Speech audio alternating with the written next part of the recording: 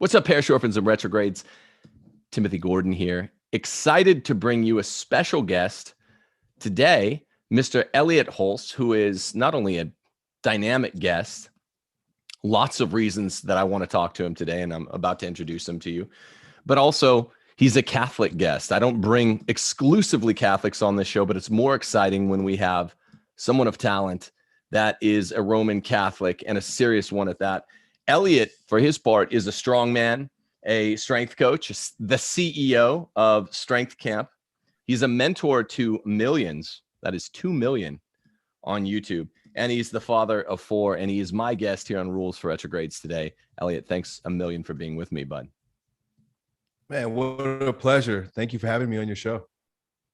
Yeah, it's people were saying that two worlds are colliding, and I was like, no, man, this is Christendom. This is the Catholic world. Yeah. And it is from the east to the west, from sunrise to sunset. We want to make all the world the Catholic world, because this is what happens when you have the people of different talents who know and believe in and cherish the one true faith teaming up. I'm just really excited to have you. Before we get going, can I ask you something super controversial? The parish orphans and retrogrades out there are going to scratch their heads. Is that okay to start out that way? Yeah, that's my favorite way to start. It's a bit of a hot take. Here's my hot take. People, except for competition strongmen, I'm talking football players, NFL halfbacks, wrestlers who play in other sports, should not deadlift. Boom. Are you going to skewer me, or do you agree? So I can see why someone would say that, right? Of course, there's a tremendous amount of benefit to the deadlift, but for some, the risk outweighs the reward. And I didn't always think this way. I'm coming around in my professional development to being more open to, the idea that, well, you can build hinge strength without conventional deadlift, getting the glutes, hamstrings, low back, in particular, the abdominals. When you hinge, you have like this effect going on, right? Like depending on how long the thing is, right? Oh, yeah. I got my mic. I'm losing my mic. You got to be able to maintain a neutral spine, and that requires a lot of core strength. Deadlift is a king of doing that. Yeah. Does everyone need to do it? Maybe not. I won't argue. Yeah. Yeah. No, it's just, it's 0 football programs in the country use it because of the risk of injury. And as someone with an awful L3, L4 genetically, I just can't. So I wanted to start out that way. I thought that I know you're an overall cool dude, but I wanted to see how you'd react to that right off the bat. I wish I could, but I don't. But this is not a weightlifting show. I just thought, people either get really mad about that or like, yeah, I think that's a good fringe position from the point of view of injury. Nevertheless, you are here to do something that you've been doing more of lately, but not so much before that. You have really 2 YouTube channels you focus on, right? And one of them has been more ideologically powered recently. Is that right? Or do you do it all in one? Yeah, I've been doing it. To be honest, it's been pretty empowered for the past 12 years. I think I started that channel. My first channel started in 2007 when YouTube first came out. And then right around 2012, I created the second channel. So I've been doing it for quite a few years and have been on and off and have attracted and repelled thousands of people over time. So, I have almost 1 million subscribers on that channel, but I'll get like 10,000 views. So what is it worth? Man, but the million, that means that long ago you got the fabled YouTube 100,000 subscribers plaque or whatever the hell it is. What is it? Did you receive it? Yeah, I have a big golden button. It's in my garage, in my gym. They don't make them like that anymore. Now they're just like a flat plaque with some engravings. They sent me a big frame, like a thick frame with a giant golden button on the inside. And so that was back in like 2013. They sent me that. So they don't make them like that anymore. OG. The funny thing is, it's kind of like a Grammy. The Simpsons used to make all the jokes about, you don't want a Grammy award, it's garbage, throw it away. But it's like, I make fun of that stupid YouTube thing. I haven't gotten it yet, but I'm like, I want one of those. That's the secret that everyone secretly wants a Grammy. I mean, nearly a million. That's a real accomplishment. But you were talking about, you made a mention and a shout out of The Case for Patriarchy, my newest book here the other day, and I hadn't thought of having you on the show before that, but except it's a great idea. I knew that you were Catholic, and I knew that you'd been on a nice tear of ideological purity in the best possible way, not a purity spiral. You and I talked on the phone the other day. We had a great talk, and what we were saying is like, look, when you're a YouTube talker, an internet talker in general, there are two types of low-hanging fruit. There's bad low-hanging fruit and good low-hanging fruit. And both of us were sharing with one another our proclivity for going for the good low-hanging fruit. Bad low-hanging fruit is any kind of stupid bad take that'll just get clicks, and it's dumb, indefensible. Usually it's got a long streak of contrariety, right? Contrarianness. Don't go for that.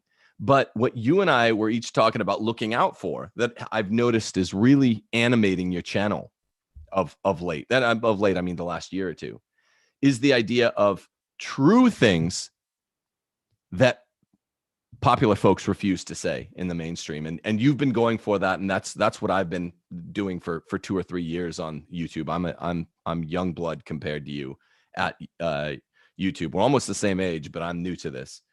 You want to talk about that for a second? Why is it so positive for society to talk about these 3, 4, 5 issues that even based and red-pilled conservatives hardly want to touch, like the patriarchy or whatever? Well, because they're taboo, right? And the culture has told us what we can and cannot talk about. And I have a tendency towards wanting to venture into the areas I'm not allowed to venture into. I want to go to those places where I'm not supposed to go. When it comes to ideas and languages, I'm an explorer. And so I can't help myself but to be curious about what's behind that forbidden door, right? And so when it comes to the term patriarchy, I grew up in the blue-pilled, gynocentric beta world that most of us grew up in, and have this sense of latent, or had this sense of latent guilt or masculine shame, right? That comes from, always being told to put girls on a pedestal, right? I mean, when we are young, we're taught to kind of temper our strength, temper our energy, be more equal. What was that word? Egalitarian. Yeah. And so a part of the push to create this, backwards world, really, you could say leveling playing fields, but essentially it's a perversion, has been this attack against the patriarchy, right? And it's just been like a term that feminists have been so proud to describe as the thing that they're looking to smash, right? Smash the patriarchy. But about 3-4 years ago, when it was about 3 years ago, my father-in-law died, and I've been married to my wife for going on 20 years, actually 20 years next year.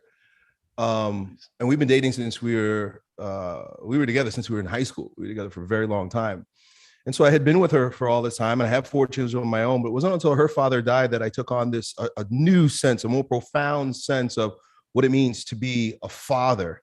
And God had just rested this on my heart and just started being putting me through the ringer in terms of what this vocation that I'm called to actually is and how to do it well.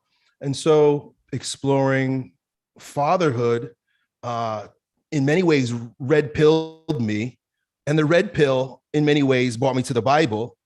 And it was through that I recounted my faith as a Catholic. So it's a long way of talking about how I was interested in things that, many people are kind of willing to throw away. It's a long way. And like Maximus Decimus Meridius says in Gladiator, I've seen the world outside of Rome, and it's cold and dark, and Rome is the light. So even though when you were a baptized Catholic, as a baby, a cradle Catholic, like me, we're about the same age, we ventured largely outside the world of Rome, which is cold and dark. and Rome is the light. Yeah. But that was the 80s and 90s and early 2000s, right? And Rome didn't feel much like the light. Parishes were and still are being run by Susan from the parish council, and and the priests in the what I call the upper patriarchy, the clerical patriarchy, the presbyterate and the episcopate, priests and bishops, they're plagued by this problem of homosexualism, which is a form of effeminacy. But more damning to guys like you and me and all of the bros out there that watch this channel and that, you know, maybe think that Rules for Retrogrades had something to offer them, or maybe TNT back on Marshall's channel back in the day.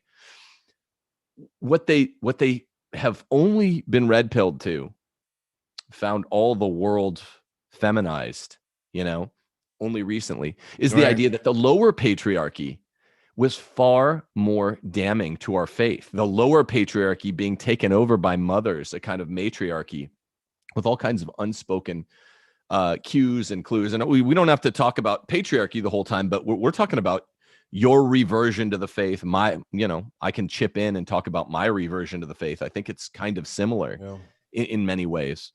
It's because, yes, the priesthood has been corrupted bespoiled by homosexuality for the last 80 years or so. That's a given. But more damning than that, to my personal faith, I can say 100 times over, 1,000 times over, is the fact that my mom, my friends' moms, everyone I know who went to church in middle school and in grade school, they're being dragged there by their mothers. Their fathers were either going along kind of tacitly, quietly, so as not to stir the pot, or not going along at all. And that sends some really profound and negative message to young men about the veracity of the faith, doesn't it?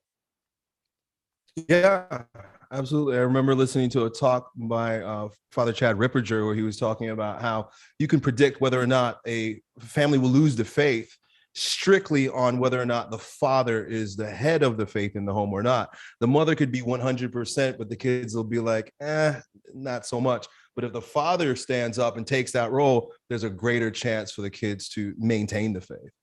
Yeah, there's numbers to back this up. It's not just anecdotal. I can't remember if it's Pew Research Fund, which is not super Christian right wing, or it might be Heritage. But at any rate, it's like there is an 80% attrition for kids that have both parents. Sorry, there is an 80% retention rate for kids that come from households with both parents that are serious Catholics or Christians. There is similarly an identical 80% retention rate for kids that come from households only led to church by the father. The mother has no interest. So there's, in other words, the mother basically in this regard, because the man is priest, prophet, king, the regard of making church palatable and plausible to the children, the mother adds nothing. She's not the priest, prophet, king of the home. Conversely, this is back proven by the fact that the attrition rate jumps to 80%. The retention rate is only 20% when the single parent who gives any cares about going to church is the mother. It shoots down like 60% from 80% retention with the father to 20 with the mother. So that is not just anecdotal, and it's the real deal. Yeah. So, yeah. So I'm curious, what are your thoughts on how we got here? You know, what was it that turned men away from the church over the past 100 years or so?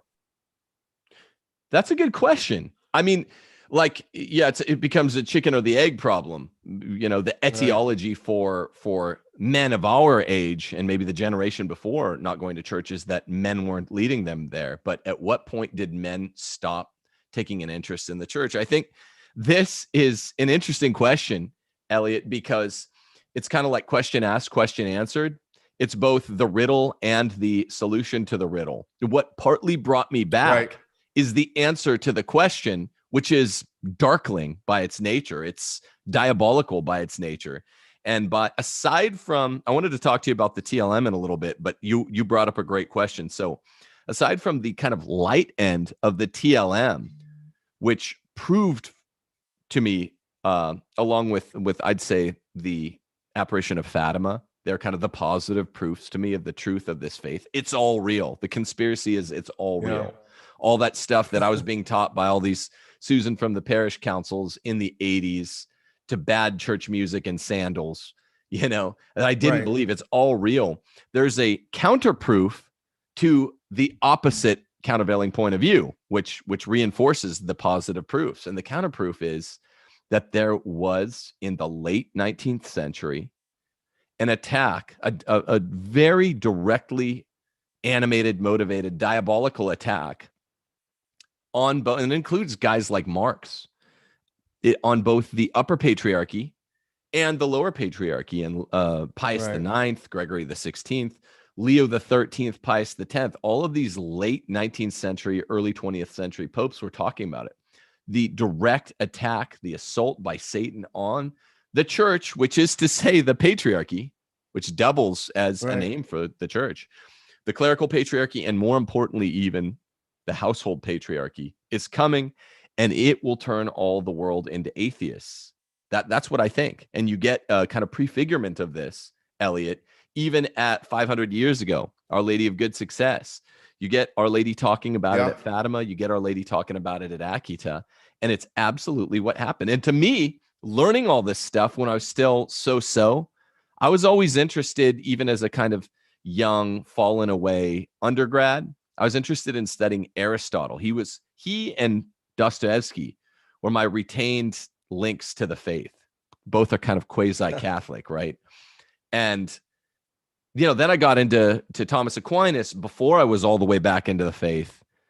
And then I went to Rome and I kind of recrossed the Tiber, which is what we're talking about. So learning about the darkling forces against the one true faith helped to solidify in my mind the veracity of the one true faith. Does that make sense? 100%. And that's why we're here together at the same time, because it's just that very attack that has caused the whole world to go left that makes me scratch my head and say, I think everything I was told was not right is actually right. I mean, just exploring the faith itself was a controversial move for me, right? To come out and say I'm Catholic, knowing that the world has been taught to hate Catholics and the Catholic Church. And you can't, I mean, there's many reasons why there could be validated their position on this. Then they look at the scandal, right? I mean, they're not wrong that exists. But at the same time, it just gives me more courage to push past that, to look past that and find the element of truth, the underlying reality of what it is we're actually doing and why we're here. Right. But the funny thing is, and I know whereof you speak here, as a lawyer, JD, I know how to assess the other side's argument. And I look at what you and I and Catholicism writ large is up against. And it's like, that is one of the strongest sort of preliminary arguments that opponents of Catholicism will level. They're like, dude, the pedo priests and the combination of pedo priests along with the phony, I don't want to sound schismatic or something. Everyone knows where I'm at on that, but the kind of Novus Ordo iteration of the faith, which is so fake and gay, corny and fake and gay. Not to say it's not the real faith, but it seems fake and gay. Right. And then the priests are actually like, homo pedos, globo homo pedos. It's like, whoa, I sound like a nut bar to this relatively cool person outside the faith that I could bring back in if we could, as you say, push past the initial swell. And that's why I'm like, look, it was foretold that the most compelling thing that the devil could do is corrupt the priests in the clerical patriarchy in the grossest, most vile possible way. The most diametrically opposed thing to their vocation, Satan got. And then same thing with the lower patriarchy, the most vile, diabolical, diametrically opposed to the vocation of priest, prophet, king of the household, the ecclesiola, turn men into these waffling, simping, pornography addicted, henpecked fiends that don't lead. That's the most gross thing you can do there. Satan got them both in the 20th century, starting in the 19th century. And look what it did to my faith. I look at what it did to my faith. Look at what it did to your faith. I simply didn't think in the late 80s and early 90s that there was any chance this stuff was true. I'm talking 4th, 5th, 6th grade. I'm like, this is Santa Claus too, is what I told myself. Yeah. And so you keep referring to the lower patriarchy. I'm assuming you're talking about the home, the household, what you refer to as the household patriarchy in your book. Is that correct? Yes, sir. Yeah, yeah, that's the home. Yeah. So in many ways, for me, finding the magisterium, right, the higher patriarchy, or just moving in the direction of tradition, actually began in the household patriarchy. I grew up with a strong father, a good mother that stayed together. I mean, that's unique in and of itself to have two parents. And the father who was an alpha male father. He was not the Catholic leader that you would imagine in terms of helping children retain the faith. He kind of just went along with it. But the fact that there was a household that was in order, where it was very clear that the father's in charge and the mother's the helpmates and the children are respectful. I'm grateful for the fact that I had that experience, although I resisted it to no end when I was a kid. I couldn't stand it. I hated the fact that I had a strong father because all my friends had weakling fathers, and I saw how much fun they had. They can do whatever they want, go wherever they want. It was just like, hey, your dad doesn't care. Yeah, in fact, my mom's in charge. And so I kind of, growing up in America where it is gynocentric and the tables have been turned, I was resentful of coming from, in a way, a household patriarchy. And it wasn't until I had my own children, and like I said, my father-in-law passed away, that I started to realize, wait a second, all the toxic things that my dad said, right? Toxic. All the toxic things that my dad said, his ways of being. He's from Belize. My parents were from Belize. So he didn't grow up in the 1960s in America, going to Woodstock and smoking dope and being promiscuous. He grew up in the jungle. He was in the jungle. It was law of the jungle. It was about survive or die. And so he took that same attitude and he brought it to America, and he raised his children with that. But it wasn't until, I was into my late 20s, or in my 30s, where I really started to recognize that, maybe my dad was right. Maybe men are supposed to be in charge. Maybe men are the head of the household, and that it is of proper order for the woman to submit to the man, rather than what we're getting, which is the other way around. And by the grace of God, I married a woman who fit that role, even though I wasn't conscious of what was going on at the time. I just can now stand in it a lot more with more certitude.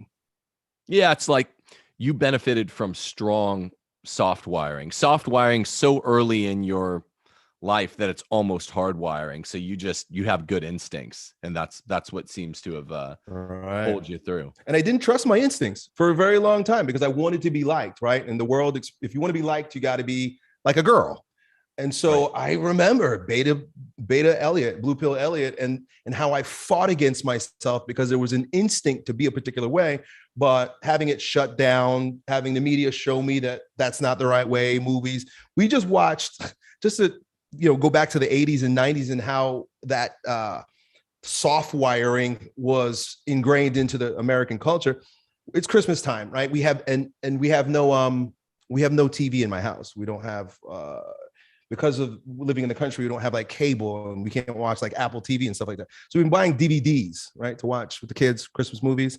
And between watching Home Alone one night, and then we watched, what a mess. I could see now in these movies what I couldn't see when I was a kid. Between watching Home Alone and National Lampoon's Christmas Vacation, I got to discover just that movie, Home Alone, was about a rude kid. Like, that's a bad kid. He's disrespectful to his parents. He talks back.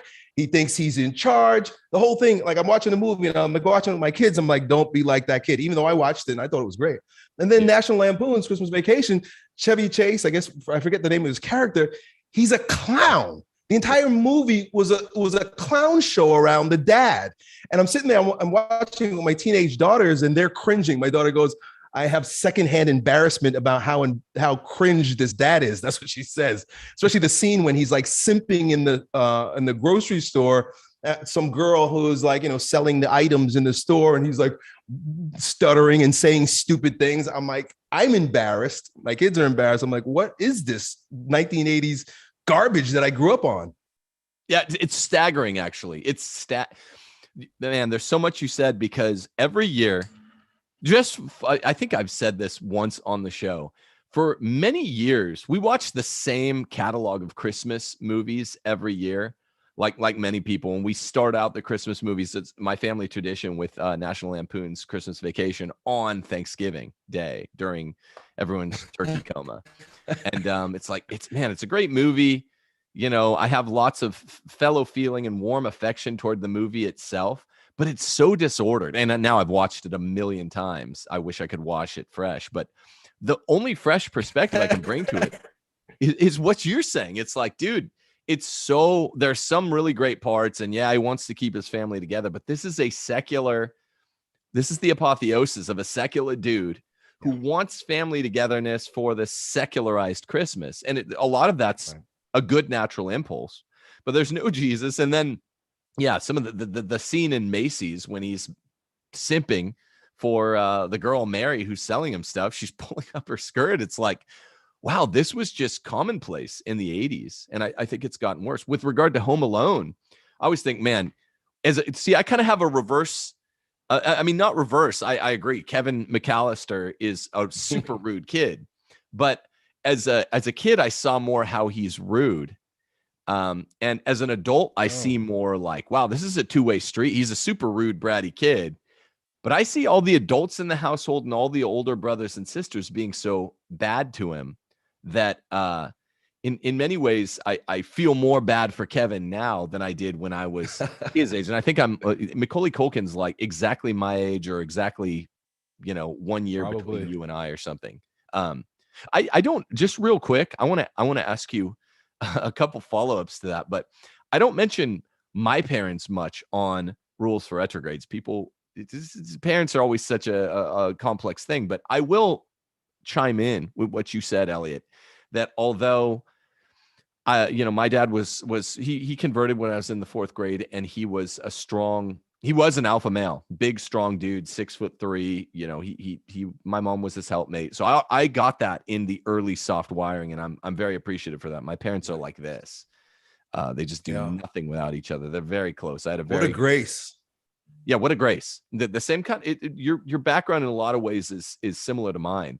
Now, my mom was the one, and my dad, got on board, even though he was in charge of everything else. My mom was really the one who was, to the extent she could, being the priest of the household. And that people have heard me say that I was kind of like all my friends in that regard, but not like my friend in the other regards. My dad was an alpha, so I guess you and I were kind of a mixed bag. Most of our friends growing up had it the worst, right? Their dads were just diminutive, little, cowering, like bug men, cowering in the corner. And the mom just ran everything, including church. And that's an even more unattractive picture, Right. Yeah. I mean, so look. Yeah. What I was going to ask you is, because I'm curious about this, given what we just said about our family of origin situations. Where are your parents now on the mass, your reversion to the faith, particularly your reversion to tradition? You listen to Ripperger, you're interested in the TLM, things like that. What do your parents think now? They're not into it. My mom has a deep resentment towards the church for a number of reasons, including the fact she didn't have a father, and she grew up with her mother and her aunts. Two of her aunts became nuns, and the other two were sluts. And so she kind of was, she battled with the moral contradictions in her family amongst these women. It was all women. She was around her mom and her aunts. And one thing also was that one of her brothers was in Catholic school, and according to him, there was some abuse there. And so it's happened. So I can't say that it wasn't true. And so at this point, she's got a sort of a mix going on. Like she struggles because she wears a miraculous medal. Right, my mom walks around with Mary on her chest and believes, but she does not like the church. And she had her aunt come live with her a couple about a year ago. She was dying. Her aunt was dying. Her aunt was in a convent. She was a nurse. She was a nun her entire life. And I thought that was an opportunity for my mom to, forgive her mother and to repent of her anger and be a way that maybe her heart would soften and she'd come back to the church. But her heart only grew harder as a result of spending time with my aunt. And so, I don't know if I don't feel like it's my place, and I don't take responsibility. Maybe I should, but I just don't, for her salvation, I guess you would say. But I just live as an example, and I go to mass, and she comes to my house. She sees Jesus all over my house, and I wear a miraculous medal because she does. My father, on the other hand, he's not into it at all. Meaning, like, at least my mother has a background. She has a frame of reference. She's done all that. She's gone through all the process as a child. My father, I believe, I didn't know this until I was much older. I believe he grew up as some form of a Protestant, because when we went back to Belize in 2017, I met his uncle who owned a church, was a pastor. I was like, wow, this is great. And but it wasn't Catholic. And so that was the first time that I realized, wait a second, I don't think my dad was actually Catholic to begin with. My mom was. So there you have your statistics right there. My dad wasn't into the faith at all. Still not really. So neither of them really want to have anything to do with it. to be honest, really. Well, what a grace that you got the introduction and all of what a corpus, a whole host of graces that you were at least baptized, confirmed, even if it took you till. See, I had my reversion.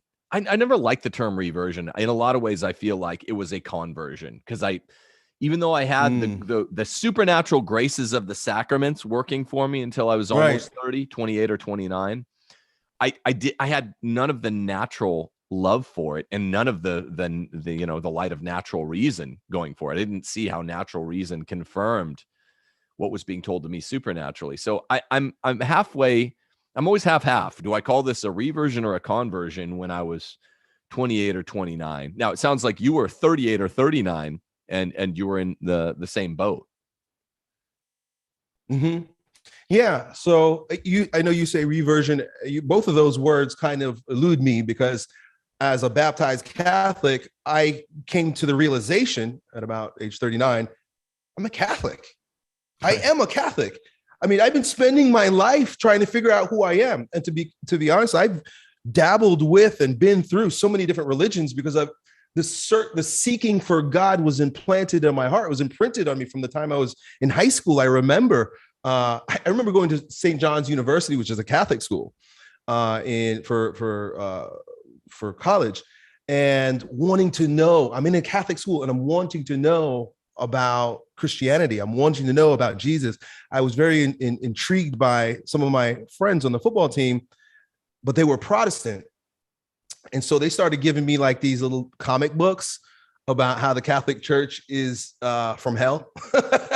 And just like all the things that about the church is like, they were just knocking down everything in these comic books. It was like, even look at the uniforms, look at that hat. It's a hat from hell. And like, I believed it. And like the Eucharist is like food from hell. And I'm reading these books and they're telling me about it. I'm going to Bible study at a Catholic school, but it's completely anti-Catholic. And so I became quote unquote Christian. After that, I was exploring Taoism, Hinduism, Buddhism. I was very much into Alan Watts and Osho and the stories of the East and the religions of the East. Then I found the Baha'i faith, which is also an Abrahamic faith that comes out of Islam. So I was looking into Islam and I was looking into the Baha'i faith. And in fact, I even became the one sacrament that eluded me was matrimony, because I got married as a Baha'i because I was 24 years old and I was still seeking. And so our wedding was a Baha'i wedding. And it wasn't until, many years, I was into the New Age. I was into, astrology. I was into basically every pagan religion you possibly could think of, because I'm searching, I'm seeking. And then one day when I basically hit rock bottom in one aspect of my life, and I was like, I knew that I couldn't help myself, I opened my heart to the Lord and I said, look, I can't do this anymore. I don't know what I'm doing. I need help. I don't have the will. I don't have the intellect. I don't know what to do. And it was just placed on my heart that it was time to repent. And that meant confess your sins. I would not have thought of this logically myself. So I know that it was divinely inspired. It never crossed my mind to go to a Catholic church and confess my sins and receive absolution. In fact, I didn't even know what that meant, but I knew that I could do it because I was given that sacrament as a kid. I had to go on YouTube and look up how to confess your sins. I had to learn, the prayer and what to say and how to do it. So YouTube basically catechized me. And then I picked up and went and confessed 35 years or 30 years of sins. I just wrote it all out and just did a big general confession and just, this is where I've been, this is what I've done. And it was all of the sins. And I broke down and cried for the first time in probably 20 years. And this priest who barely spoke any English at all just consoled me and let me know that the prodigal son has returned and God will embrace you as he did the son in the story. So that's long story short. That's how it happened. Beautiful. That's beautiful. So you've been back for 4 or 5 years? No, not even that long. So let me get straight. The end of 2018, 19, 20, 21. So, we're going, nice. Yeah. So we're going about 3-4 years. 3 or 4. What was the reception like from your crowd when you came back to Catholicism? So, like we said at the start of the show, I kind of like being a little controversial. I kind of like being a little bit of a black sheep. And so it just kind of fit my ego, if you will, because I don't know if this is a part of my fallen nature or this is divine, but I just like to trigger people. And so knowing that, well, they're all either very ignorant of or actually hate the church, this is going to be a lot of fun. So I started putting on, right, and being Catholic and praying the rosary, and for the people in my life knowing me as they do for so long, they're not surprised, but it was very shocking to my fan base and the people who've been following me online who know me mostly as a new ager, right, talking about the law of attraction and reading from the Taoist, the Tao text and stuff like that. So for me to say I was Catholic was like, what? And it was like, I didn't become Catholic. And I know you use that word reversion and conversion, but me, I was like, I just said, hey, you know what? I just remembered that I'm Catholic. Right. I forgot. It's hilarious. Yeah. I mean, the thing is, I knew that you had somewhere I read that you had a New Age period, but I didn't know you talked about it so much on one or both of your YouTube channels. So I didn't know it was such a regular topic of visitation for you. Well, I would say things like the universe, you know what I mean? Like if I'm talking about God, I would say the universe. And that's just kind of, a pagan ideal or a word that's used to skirt the fact that there's a creator, that there's one God. So I kind of like played that game in my language when dealing with people. But, at a certain point, actually, even before becoming Catholic, I was like, I can't do this anymore. I know there's a God. It's not the universe. I don't worship the universe. The universe is not doing anything for me. The universe is a creation. It's God. And so that just changing that kind of language, Yeah. Definition of mortal sin, being ordering one's actions toward a creature rather than the God as one's last end. That's first and foremost in the Satanic Temple.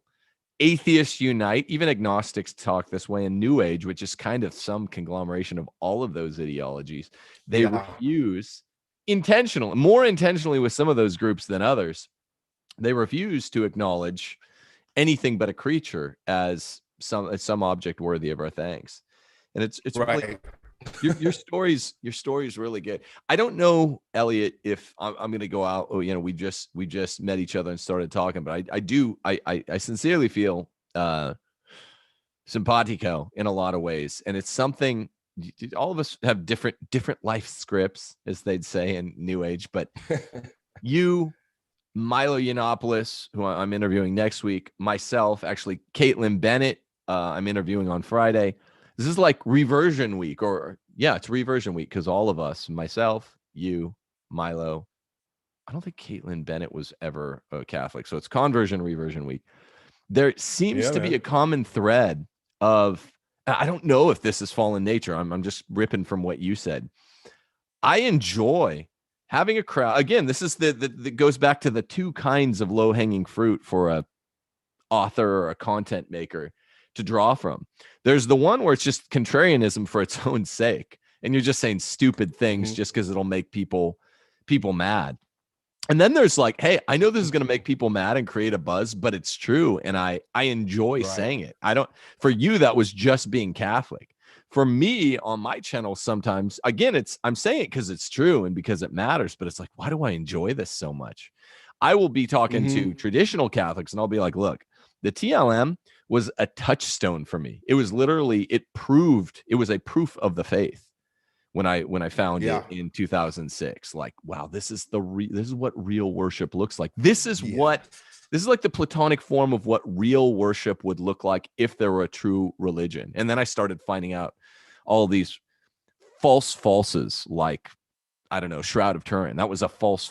That was real. You know, the conspiracy that it's all true. But so I love the TLM. I do not love. My entire life, I have had a special kind of one man opprobrium. Dare I say, strong dislike for the Novus Ordo, but I defend the veracity of the Novus Ordo because I know that on paper it has to be defensible. And I'm working that out in the Vatican II book I'm working on right now. But the weird thing about me that's kind of like you, that I think is kind of like Milo reverting to the faith, being homosexual, and now he calls himself ex-gay. There's some common thread where it's like, when it's true, the three of us, and I don't know, maybe Caitlin Bennett, I've never talked to her, like saying something that's true and unpopular. And a lot of people say this, but then you see those people that claim that, the heat gets turned up and you see them blushing like anyone else. Like, the more people get mad at me, the more fellow TLM loving, largely good people that go to the trad mass get mad at me, the more it's like, this becomes kind of fun. And it's not because I'm saying something false. It's weird. I don't know what's wrong with us, bro. I don't know. It's going back to the Novus Ordo, like, it's funny because I was catechized by YouTube. And so let me back up for a moment. When I did go to my first confession, in 30 years, it was then followed by my first Novus Ordo mass in 30 years. And I didn't know anything about the traditional Latin mass at all. I didn't know really any difference. It was the only mass that I had been to. And just the humble state that I was in at the time just opened my heart to the liturgy, the Novus Ordo liturgy. I mean, I loved pounding my heart and doing this, through my fault. I mean, like, I cried when I would do that, just those first few months, because, it was all new at that time for me. And it was just funny because I was satisfied with it. I was going every single morning. There was a beautiful parish. Of course, it was a boomer parish, as you describe it. And that means, they didn't have the same values as I did. It was around election time too, I remember. And they wouldn't speak out against certain things. And it was like, all right, well, I guess I see which game you guys are playing. They're playing the political game. They're playing the government game. They're basically government pawns in a lot of ways. So I understood it was a boomer church, but I really had a great appreciation for the Novus Ordo liturgy, as it was all I knew. And in the humble state that I came back into it, I received it wholeheartedly. And this is kind of like, I don't know what to make of this, but it's where I am. And it's, obviously what you're talking about. Then, like I said, I started becoming, I was catechized through YouTube, basically Father Ripperger. Like, I would just watch Sensus Fidelium videos over and over and over again. And of course, that's traditional. So I found a traditional Latin mass that wasn't too far away from me when I was living in Tampa as well. And then I started to frequent that. And then I started to have like a split in my heart. And I was like, wait a second. I wish I could. Now, they started to do no more communion on the tongue at the Novus Ordo during 2020. And I was starting to discover the traditions of the faith. I would receive it on the tongue. I was like, okay, yeah, well, this is the way it's supposed to be done. And there's a good reason why. And then they started to do away with that. And I was like, well, you guys are making it tough for me to want to continue to come here. There's the Latin Mass. And so I started going to the Latin Mass more. And what I really appreciated about the Latin Mass, there were some things that were tough for me. But what I really appreciated about it is the call to tradition. Everything that they did just seems so old and noble. To know that it's been done this way for 2,000 years, it just made me feel more at home with, thousands of years of Catholics doing the same thing. And so I kind of I had been split. I wasn't sure which one. Yeah. Yeah. There is something diabolical about whatever we have, 23 or 24 rites in the Catholic Church. And there's only one rite, the Roman rite. They're not all the same numerically or statistically. The Roman rites accounts for over 95% of the masses said every Sunday or whatever. But the point is, the only one that's got two forms, an extraordinary and an ordinary, usus and antiquior, and the ordinary usus. That's strange. That's queer. That sticks out. It's conspicuous. There's something not whole about that, something not wholesome about it. And I like what you said, Elliott. It was like a tear in your heart. I mean, I don't, and it's beautiful that you're so into it. You're feeling it so gutturally, viscerally. You love to pound your chest. That I understand where you're coming from, but for me, it's like what turned me away was the Novus Ordo. A lot of people forget this because I'm like, look, it is a legit mass. We can't say it's not. And I've gone to blows, not literally, but debated lots of trads who are basically saying it's not a real mass. I mean, that's basically always the subtext. And I'm like, that's nonsense, man. Then you're getting into indefectibility problems with the church, which is what drove me away in the first place. I didn't believe it was really true. For it to be true, it's got to be indefectible. So there's this really narrow position that I think is true, that I think is demonstrably true, I'll even add, where one has to be. And it's like, I do not have the same. I wish I could have a viscerally good experience at a Novus Ordo. I think I've gone to one that was halfway decent, but it's valid. But the fact that two are valid at once, and one is clearly more home for a Roman Catholic, just because it's where you age quod ages. This is what we do. The Latin stuff.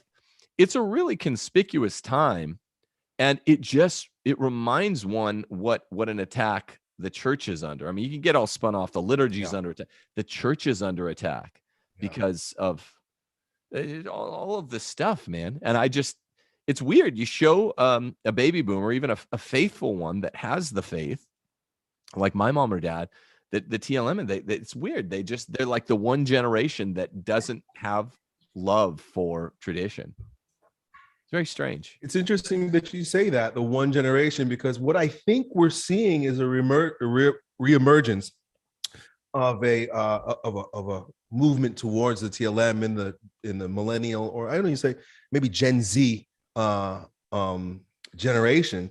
I don't know if it's because I live in a bubble, right? You tend to surround yourself with people that think the same way, at least I do. But I'm seeing so much movement towards traditionalism in the youngest generations. It's almost as if they're looking at the freedom that the boomers and the Gen Xers had, and they're disdaining it now because they recognize the chaos associated with it. They're almost looking at it like, I'm going to say this, not necessarily that they're all thinking this, but in some way, it's like a rejection of the sexual revolution. It's a rejection of the freedom that we've been given that has made us as diabolically disoriented as we currently are, that the new generation is saying, no, order. We need order again. We need tradition again. We need to go back to what has worked before things started falling apart. And it just calls to that cycle of, strong men create good times create weak men create hard times, and then hard times create those strong men again. I can only imagine that Gen Z and beyond will be the generation that picks back up the traditions that were lost by the boomer generation. Yeah, that's so good what you just said. I mean, look at this young man who is roughly half of our age, a little bit older than half our age, and the like him or lump him, look at the cultural influence that Nicholas J. Fuentes has, right? And I think he's dabbled in Catholic tradition, but he is a Catholic. But just by saying it's always surprising. We have a lot of mutual friends, he and I. I've never actually spoken to him in person. I was going to talk to him at the Stop the Steal rally in DC in November. I wasn't at the January 6th one, but a bunch of his groypers got in the way. We made eye contact. I was walking over to him. I was hanging out with Roosh, who was holding a big wooden cross, and no one was around him. So we went and started talking. And then I was going to go talk to Fuentes, but all of his little fanboy groypers got in the way. And I was just going to say hello and be friendly. But whether you like him or lump him, look at the amount of influence that Fuentes has just by, I'm not sure if he goes or he's ever even been to a Latin mass. I think he has respect for it. Just by presenting the ethos of tradition, even if it's not in the liturgy. Just like the Zoomers are like, hey man, keep your porn to yourself. We know what this has done to our older brothers, in a lot of cases, even to us. I think it's an explicit rejection of the sexual revolution. Now, with a lot of these young dudes, I think you'll know exactly what I'm talking about, Elliott. Isn't the main thing to be like, not collectivism? Sin is public by its nature, but it's private in its modus. It's public by its nature, private by its modus. So we don't need a collective solution. I mean, I'm all for illegalizing porn at the state level, right? 50 states by 50 states. And I've said that. But the bigger problem is freeing ourselves of these vile, diabolical practices that have been mainstreamed for 40 years now. And I think it's safe to say that even if they're the young Zoomers who are based in red pilled, a lot of them are groypers, are tending toward collectivist solutions rather than individualist solutions. Like, dude, get yourself off the porn first, then make it illegal in your state. Do both, but do it in that order. They're going in the other order. I think it is an explicit repudiation of the sexual revolution. I don't think you need to tamp that down at all. I think that's what they're doing. Don't you? Yeah. I mean, no FAP is a thing. Right? That was not a thing when we were growing up, right? When I was 13, 14 years old, no one mentioned that jerking off might be a bad idea. Of course, you know, the church may have said that, but no one told me. And now to see all these young men, you know, in their 20s, and they're like, you know, I'm on no FAP. I haven't masturbated in months. I'm like, wow, that is amazing. That's a new thing. That's a new way of thinking. And it shows that, as you're asserting, that it is a rejection of the sexual revolution because we recognize that it's actually slavery. It is slavery. It is slavery. And I mean, when you consider this fact, I have it in Case for Patriarchy, 98% of men, married and unmarried, report 98% report looking at porn in the last 6 months. You know, it's like, wow. I mean, that's like saying, you know, it's only what 100, it's only 2% higher of all men would report drawing oxygen into their lungs in the last 6 months, right? So it's near ubiquity. That is a slave class. A slave class that includes all 98% of those people. Young men, it is toxic poison. You cannot do that. I don't talk that much about it on this channel. People think I should more. It's toxic poison. When one is chaste, I was saying this the other day to a question that a patron had for me. When one is chaste, particularly a man, Lord loves a chaste woman. It's not such a challenge for women, but when you pray the novena to Saint Joseph, who was a terror to demons, scourge of demons, and was the most chaste man besides Jesus ever to live, you are a superlatively powerful friend of Christ and the cross, right? Chastity is like the way to free your mind, to free your body, free your soul. And young men are waking up to this. But like you say, when we were growing up, in really more the 90s than the 80s, right? The Gen X was really teenagers in the 80s. We're a little younger than that. Thanks be to God. No one never talked about how it's bad. It was like considered like a safe solution to other forms of porneia, like fornication. It's like, well, this is the good form. It's like, no, it's more dangerous in a lot of ways. Right. I mean, that was the mindset of the time.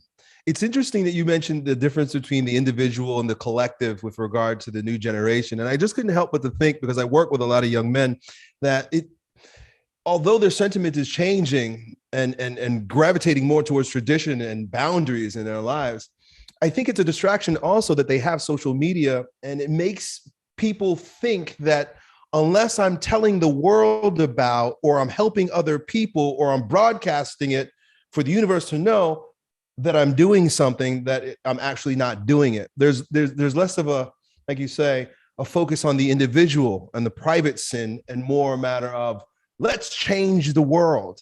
And I don't know if it equates, but I remember you saying in your book something to the effect of how careerism becomes an idol of sorts, a religion of sorts. It's like, well, as long as you're doing it for career. I think you were talking about chastity in that regard, and like they would do it for boxing, right? Because it's like, hey, the world gets to see you beat somebody up, so it's a good idea not to fornicate, but to do it for the private, or for the virtue growth within. Seems to elude a lot of people. With social media, everything seems to be a collective undertaking. Even the fact that they talk about NoFap, like, it was a little embarrassing the first time I discovered what it was. I was like, you guys you're actually talking about that? Because like when I was a kid, I was like, yeah, we jerk off quietly and then we're done with it.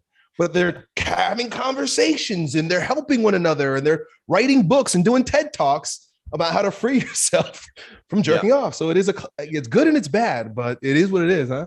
No, I'm really glad you said that, because it's like, it's super, super good that if guys are really struggling with this, I guess they can get the help. But I think me and Matt Fradd had this talk once. Like, that was a big part of his brand a few years ago. And I was always like, dude, if you're helping young men to beat that, that toxic poison, then awesome. That's really genuinely good. But it's weird to me a little bit, this is just a personal taste, to have that out there so openly. Like you said, it's a bit embarrassing. It's an embarrassing word even. Yeah. And it's like, this is something, thank God, has, I don't struggle with, and it's through the grace of God there, but for the grace of God, go I, because it is slavery. And when people talk about it, self-abuse, let's say, as an addiction, it's like, okay, I'm not disputing that it's a real addiction, but it's weird when people bring it into the way the Zoomers do what you got to do again to beat it. But they'll bring it into private conversation. It'll be like, Thanksgiving dinner, and they're like, when I was addicted to porn. It's like, whoa, I'm just having turkey and stuffing here, man. Like, I'm glad you're over that. I'm not saying this in passing. It's I guess the most important thing. But second most important thing is, let me finish my dinner, because this is really, I always told Matt, I'm like, man, I wouldn't want that as a part of my brand, though. I guess it's really important to tell people, stay away from the porn, and stay away from not just porn, but you can be addicted to self-abuse without the porn. Stay away from all forms of self-abuse. And it is good that the Zoomers talk about it to the extent that it's a little bit icky, but they talk about it to the extent that it's like, no one spoke to us about that in the 90s. It was like, it was assumed, you're a teen boy. What are you in the bathroom? So, 5 times a day doing that? It's like, that's making it like a petty, risible, mischievous pastime. That's a little bit funny. It's it's very, very evil, and young men need to hear it, I guess. I'm just not the one to tell them, I guess. Yeah. It's my clients. It's my fans. It was the young men watching my videos. It's an issue. I really don't. I've got 3 daughters, and my son's still 10 years old. It's just not something that crossed my face. But in retrospect, there were so many different ways that I came back to the faith. In retrospect, I realized that by my fans bringing me questions on 2 particular topics in this regard, it really brought me back to the faith. The fact that they were talking about NoFap was on one of them. I was like, wow, what is this? And I had to explore that. But in the same light, or on the on the other side of the coin, was MGTOW. Have you ever heard of MGTOW? Men going their own way. No. Could you tell us what These were two movements that, in my experience, emerged about the same time. About the same time, my fans started asking me, a lot of Zoomers started asking me, hey, what do you think about NoFap? And I was like, well, I don't know what that is. I need to go look it up. And the same time, they were asking about MGTOW. And MGTOW is a movement of men who are now, in a way, in a secular way, becoming monks. And essentially, they're saying, we're swearing off women for the rest of our lives. We just don't want to deal with them.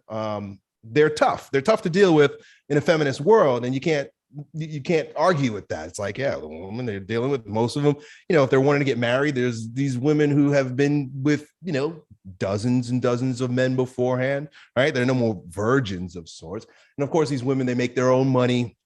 They live in their own apartments. They do their own thing. They're strong and empowered, and they essentially don't need a man for anything. And so a lot of young men are saying, well, then, you know what? I'm just not going to pander to that. I'm not going to chase that. I'm not going to be about that anymore. In fact, I'm going to choose chastity or abstinence as a way of life. And both those things opened me to the idea that there's truth to tradition. There's truth. Like, there's a reason why Catholics were always against masturbation. And this was all a part of my coming back to the faith, because as I started exploring NoFap and realizing, well, this was considered a sin a long time ago. This was something that was outlawed. It wasn't really considered something that is of conversational topic for thousands of years. And then this idea that men are now choosing to give up the hookup, fornication, sports sex lifestyle for a life of cultivation, to me, kind of just started pointing me back to tradition and like, okay, well, these are the way things once were, and it's what helped us get to where we are now. What is the source of this? And in a way, my friends land me back to the Bible, because I started like discovering red pill intersexual dynamics, right? Like gynocentrism, feminism, and how it's been a blight on the culture.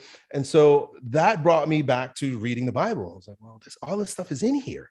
This is old as dirt. This is scripture. This is God's revealed word. And it just seems that now we're seeing the utilitarian, how to use it as, or see it as something that's useful for a secular form of cultivation, being a strong man. Yeah, useful for eudaimonia. The Aristotelian natural law happiness, which is not opposed to the Catholic vision. The sacraments add to eudaimonia. That's why you study Thomas Aquinas. But absolutely, and man, you just so many great points. I'm really enjoying this. Another way we're kindred spirits is I'm a trad. I'm a TLM guy to the extent that I love the TLM. This isn't something that I ever come to blows with like trads or rad trads about, but it's an issue that I'm always scratching my head. They are so underwhelmed, comparatively speaking, with respect to me. They're so underwhelmed by all these cultural signposts that prove the church true that you're talking about, that I'm like, yes, that's one of the many, the corpus of things that brought me back. I'm like, and Milo talks about this too. He had a talk he used to do before he even swore off the bad lifestyle called "The Church is Right About Everything." The modes of credibility is what it used to be called. The modes of credibility. It's just amazing. Everything the church taught. Oh, this is bad. You can't self-abuse, particularly even right. Young men. Even if you're avoiding fornication, you can't self-abuse. The rest of the world scratches their head and thinks that's weird. Oh, it turns out they were right. They were right. That's in some ways worse slavery than fornication. You can't, okay, right. Someone doesn't self-abuse, someone doesn't fornicate, someone doesn't have adultery in a marriage, but guess what? The church says you can't contracept. And it's like, that seems really weird. That seems even weirder to the outside world. Oh, it turns out, contracepting does all this heinous stuff to your marriage, and in many of its forms to your bodies as well. And it's a perversion of the natural. The church was right about that too. It's so impressive. It's so impressive. And I don't think, I do shows on the TLM. I do debates on the TLM. Sometimes I used to debate more atheists. I'd like to get back to just marveling at the way you're reminding me, Elliot, the amazing modes of credibility of the church vis-a-vis cultural signposts. It's really impressive. And too many trads and rad Right. trads are like, well, duh, yeah, it's the one true faith, but blah, blah, blah. Like, it's really amazing. Yeah.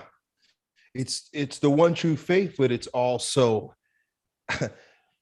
I guess in the new age or the way we live today, where everything is about me, right? It's about my cultivation, my becoming the best self. We kind of like worship ourselves. The faith gives good tools for self-cultivation. You want to be the best you, right? Like as a Catholic, it's so funny because when I first started, my calling card was become the strongest version of yourself. So it's like, watch me and I'll tell you how to be awesome. Where now it's more in terms of how to be holy. But the rules haven't really changed. It's like, well, the things that are going to make you awesome are actually the same things that are going to make you holy. Yes. That's exactly right. Look, that's virtue ethics 101. It's just Aristotle's function argument. It's not fancy and it's not difficult. The best version of a thing is the truest version of that thing, which is why a man who's, Aquinas uses the term, is specific difference. Our genus is animal, our specific differences, we're the rational animal. So that's the thing that sets us apart. That defines our species, is our reason. We don't all have to be Einsteins. We have to be smart enough to be good. That's Aristotle. That's not even Christianity, like, right? You have to just be smart enough to be good. Why? Because of praying and saints and heaven, all these things. No, this is a secular answer and a Catholic answer. It's because being a moral man is the only way to be a true human. Being a moral human is the only way to be a true human. The only way for an acorn to be a really true acorn is to grow into a strong oak tree. So it's the function argument. And it doesn't get talked about enough. It doesn't get talked about enough when we start getting twisted off about this or that thing. It's amazing that you're telling everyone these Aristotelian truths, Elliot. Yeah. Well, it's the faith. I'm speaking what's in the faith. A big part of, you mentioned Fatima earlier, and I'm happy that you did, because to come home, we got to know how lost we are, or to win the war, you got to know who the enemy is. And so it's by learning about Fatima and the errors of Russia, and then seeing and recognizing that we live in a world of ideological subversion, and that there's a Marxist takeover of our minds and our institutions, the churches, of course, and the universities and the media and the government, all Marxist takeover. And so this whole rabbit hole of coming back to the faith, of course, gives me and gives all of us a positive light to reach toward. But also, I think it's important to know who the enemy is and how he's been working, particularly for the past 100 years, which has led me to learning about the Frankfurt School, and Antonio Gramsci and Mark Lukács, and even Wilhelm Reich, who I once looked up to, because as a fitness trainer, I understood through Wilhelm Reich that the body is the vessel, is essentially a vessel for the soul, and that you will look like, walk like, talk like, carry yourself in the manner that your soul is in, or the state that your soul is in. Almost like how St. John Chrysostom describes Rebecca when Isaac meets her, or when the slave goes to meet Rebecca at the watering fountain, how she's beautiful, but it's not because of her outer beauty, it's because of her chastity shining through. She's beautiful because, from the inside out. So anyway, these are just things I'm excited about. So I'm sort of ranting on them. No, have you seen Wolf in Sheep's Clothes? An EWTN documentary does a great cover of Gramsci socialism, Frankfurt School, the three types of socialism. It's really excellent. What's it called? I got to write it down. It's called A Wolf in Sheep's Clothes. It's all about Saul Alinsky's pervasive, pernicious effect all over the American Midwest. Really good stuff. Wow. I love how you took the rules for radicals and turned it into retrogrades. That was super clever, very triggering.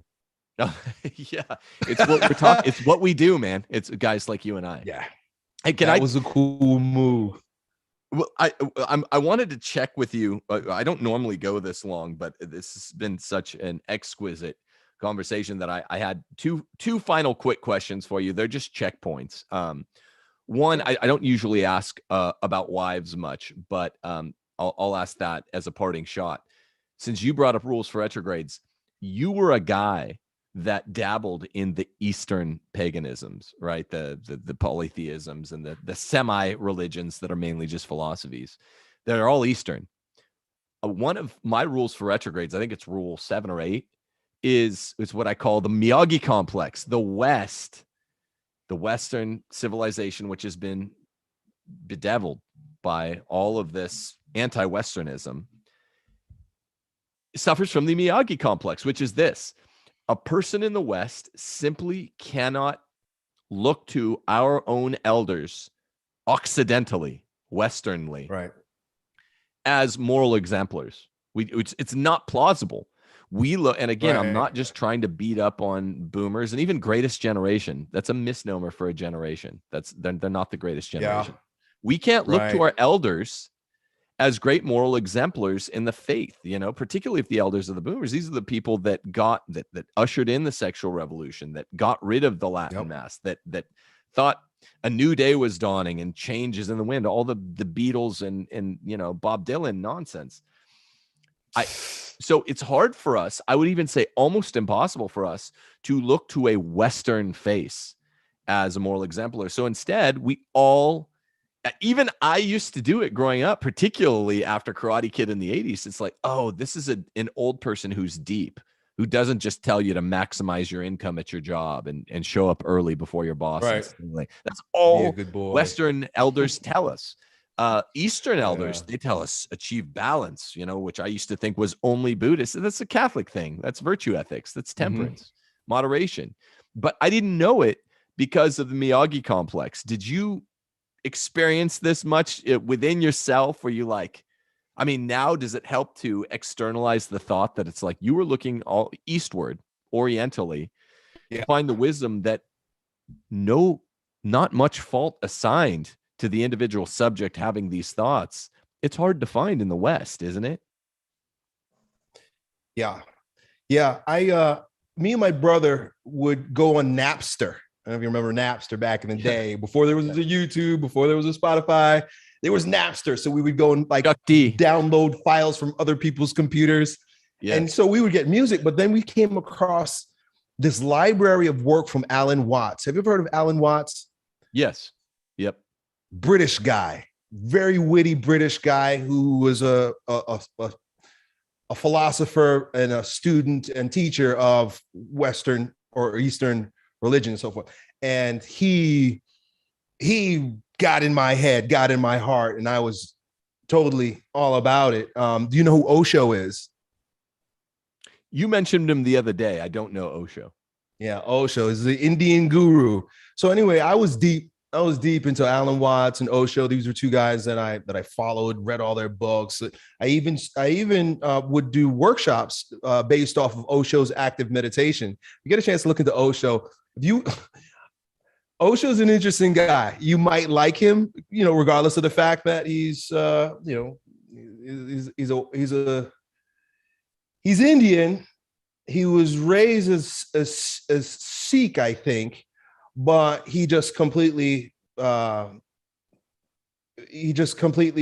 left everything and started dismantling everything. He's sort of a dismantler, and he just dismantles all religions, dismantles all philosophy, just dismantles all traditional ideas and thoughts. And as a teenager, early 20s, reading this stuff was like feeding my rebellious soul, and I loved all this stuff.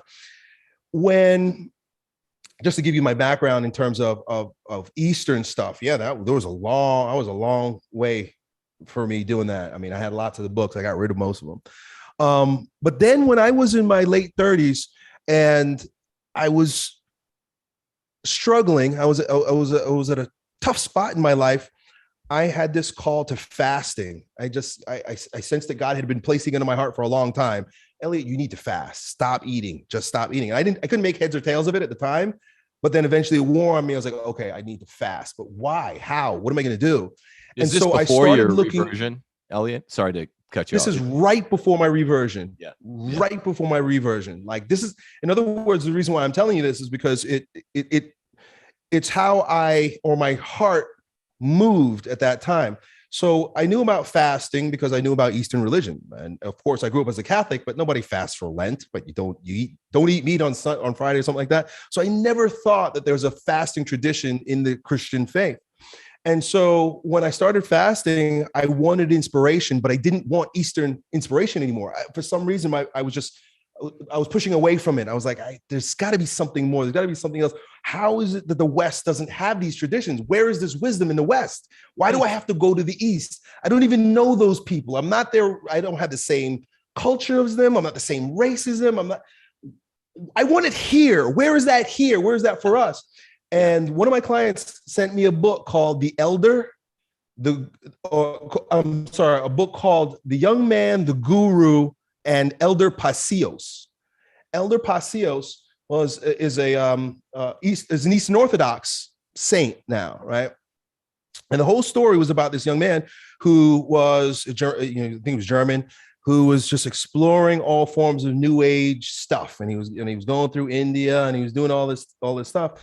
But then at some point, the way the story is, he goes back and forth, but then he comes home and he discovers all the mystical tradition in the Catholic faith through Elder Pacios. And that led me to start reading and learning about the saints. And when you read and learn about the saints of the faith, you realize these are not just your normal dudes. These guys are mystics, right? And I started reading about Saint Teresa of Avila, just so many of them. And then I realized, wow, we have been, the veil has been pulled over our eyes. Nobody has ever told me that there's a tremendous mystical tradition, wisdom tradition through the saints in the West from Christianity. It just blew my mind that was all there, and I just didn't know. A mystical lineage of badasses are the saints, and by anyone's standards, by the most hardcore standards in the history of the world. Gandhi moronically said he's never met a Christian. It's like, well, do you know how to read? If you're looking for a perfect Christian on the perfection standard, look at the latter half of the lives of like every one of the saints. Someone get that man a copy of the lives of the saints. But I mean, again, what you keep coming back to, Elliott, is yet one more cultural signpost that's like, wow, the church is right about everything. I knew fasting was good. I didn't know why, and I wanted it in the Western tradition. It's like, it's hugely there in Roman Catholicism. That's good stuff, man. I say sometimes even I see the Miyagi Complex even with no offense to Jay Dyer and the Eastern Orthodoxy, to the Western fixation with people that are too turned off by the Roman Catholic tradition, and some trads go robo-trad by turning Eastern Orthodox. It's like, well, at least this is Miyagi Complex Christianity sequel. It's better than going Buddhist or something. But you see it even in Eastern Orthodoxy. People are like, well, I don't see any smart old people or wise, loving, caring, deep, profound old people at the Novus Ordo. And the Latin Mass I can't get to anymore, so I'm just going to go Eastern Orthodox. That's also kind of reiterated small version of Miyagi Complex. And I just thought about it when you were talking. Now, final question, and then we got to get out of here. This is way longer than I spent. I'm going to be on your show in a week, which I'm extra excited for now as well. But I don't normally ask too much about spouses, but could I just, as a parting shot, ask where was your wife in all this when you reverted? Was she Catholic? Was she open to Catholicism? How did you help to bring her around? I'm going to be talking to Caitlin Bennett and her husband about the same thing on Friday. Well, this is how I know that my wife is my helpmate and that I am her head. She follows me wherever I go. Right. She doesn't necessarily dive 2 feet in with every body of water that I expose her to, but she follows me to it. And so all along this whole journey, everything I've described to you, because she was there the entire time, this is all started in high school, and that was when she and I started, we were together. Because she knew I was Catholic when we were first going to college, she went to a Catholic school also, and she had been baptized as a baby, but she got her confirmation and so on and so forth. Because she wanted to marry me, and she knew that I was Catholic, we'd probably be married in the church. But then when I was Baha'i, because it was always me, I was Baha'i, she became Baha'i. When I was into the New Age, she followed me there. When I said I'm Catholic, she was like, okay. She just trusts me, and wherever I go, she'll be open. I don't know if that's a good thing or a bad thing, but I have her best interest in mind. So I'm not trying, and she knows that I wouldn't try to steer her wrong. I might make mistakes. I've made mistakes. She knows, but ultimately my intentions are good, and she knows that. And even if it seems like it's left field, like, whoa, you're Catholic now? How do you go from New Age to Catholic? She's supportive and she's willing. And now we're homeschooling and she's teaching Catholic curriculums, and we're doing Bible studies on 2 days a week. And so, I have a great wife. She was willing to follow my lead. She sounds like it. And that, by the way, is further anecdotal proof of the fact that the man is, even when he's outside of the church, even when he's secular, one of the Eastern religions, one of the wrong Western religions, the priest, prophet, king of the household, and the wife will follow. And that's further proof of the other data point we were talking about, Pew Research, that like basically the family follows the man. That's why, brother, God bless you that you are now home, this side of the Tiber, and we're all staying put here. Once you find it, you can't go back to sleep. So she followed you the right way, ultimately. Yep, by the grace of God. My wife's forthcoming book in February is called Ask Your Husband for Sophia Institute Press. So that's going to be nice. You like to rattle cages. That book will rattle more cages than any of the 3 books I've ever written. Ask Your Husband. Good. I can't wait, because I'm looking for books, and I'm like, I have 3 daughters, and I want to be able to show them the other side of the coin, because the world shows them nothing but feminism. They don't see anything else. Yesterday we were doing the reason why Isaac and Rebecca are on my mind is because we're doing Bible study, and I took them through the story of the Abraham's servant finding Rebecca and the type of woman that she is. And so I was lucky enough to have a copy of St. John Chrysostom's on marriage and family. And the last chapter is on finding a wife. And he goes through an entire several pages of what to look for in a woman, or on the flip side, what kind of character makes for a good wife. And so anything that can support this alternative, it seems, narrative about what it means to be a good woman, I can use it as support for raising my daughter. So I will get her book. So beautiful. No, it's going to be a firecracker. It's really well written. I've read it first. It's going to be one for the ages. St. John Chrysostom, yes, no, or maybe I know what you're going to say. Incredibly based on the sexes and gynocentrism, right? He was unbelievable. Yeah. He really is. I love his work. Yeah, no, I didn't know his work that well. He's an Eastern father. He's amazing. Little in intra-Christendom Miyagi Complex, Eastern fathers are based. But when I was citing him in here, I was like, oh my gosh, what he's writing on the don't be gynocentric writings of St. Paul in the epistles. I thought St. Paul was based. Right. John Chrysostom makes it like 10 times more relevant for young males in this henpecked age. Wow. I mean, right. Unbelievable conversation here, Elliott. I'm kind of just taken aback how much we agree about. I thought we were just doing reversion, conversion. It went excellent. I really appreciate that you took the time to come on my channel. I'd love to have you back, and I look forward to this time of the week next week being on your show. Yeah, man. Yeah, it's going to be a lot of fun. I can't wait to explore your book in front of my audience, because I've mentioned it, but what I'll probably do is pick out pieces of it that really stand out that I think people need to hear. I'd love to have your verbal confirmation and your ideas surrounding them. So it'll be a lot of fun. Awesome. What are your 2 YouTube channels for those people in my audience who want to hear them? So my fitness channel is Strength Camp, strength like muscle, camp like camping. And then my other one is Elliott Hulse. It's just my name, ELLIOTTHULSE, where essentially I just answer questions.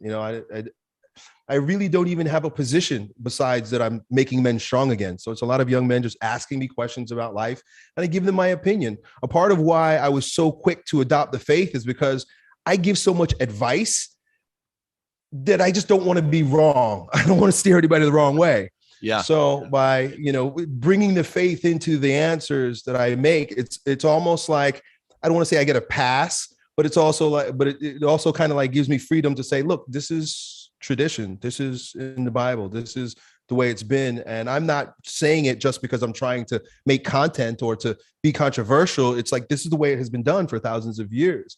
And here's the proof, and here's where it's written. And so that's been pretty awesome over the past 2 or 3 years as I've brought that online. But it's funny, I found your book. Like I said, I've known of you because I've seen you on YouTube before. But I found your book, not even knowing that it was you that wrote it, because I was looking for books on patriarchy. I was just in Amazon. I was looking for books on patriarchy because my intention is to create a new channel called Patriarch, and it will be about fatherhood. And particularly, I love the term that you use. It'll be about the household patriarchy. It's about finding a good wife, being a great husband, having a family, and returning to the traditional family. When will that channel be out? I don't know. Probably within the next few weeks. I've been kind of like dragging my feet on it because I'm tying up some loose ends with projects that I've done in the past. But in order just to consolidate what I'm speaking on it, to make it very clear what my message is, it has been and will be about fatherhood, because that's where I am. And that word patriarchy is just such a strong word, such a powerful, such a loaded word that I have been using it ever since I spoke at an event called the Patriarch event that happens here in Orlando. I'll maybe tell you about it another time if you ever be interested in coming down. But I've been speaking at an event called the Patriarch event, and it's for fathers by fathers, but with a red pill traditional bent. Yeah. Yeah. Is that the Make Women Great Again conference? That I was looking that up. So it's held by my friend Anthony. He's another triggering dude. That dude, he's a young guy, really young guy. He started out by putting on an event called the 21 Convention. And he started it when he was 21 years old. So it was for like 21-year-old guys who wanted to know how to pick up girls. So he started there, how to pick up girls, how to talk to girls, how to get laid. Then as he started to evolve, he recognized that men are wanting families. Men want to be fathers. And so he started to put together an event called the Patriarch, the 21 Convention Patriarch. So you see how he goes from being a kid trying to get laid to, hey, you know what? Family is a good idea, to the 22 Convention, which is the first event that he put together with regard to speaking directly to women about how they can contribute to, in essence, rebuild the patriarchy. How do women position themselves in a gynocentric world if they're wanting to return to tradition? And so you get a lot of women who are like wanting to be trad wives. And so they're attracted to this. Not many, but there are some that are.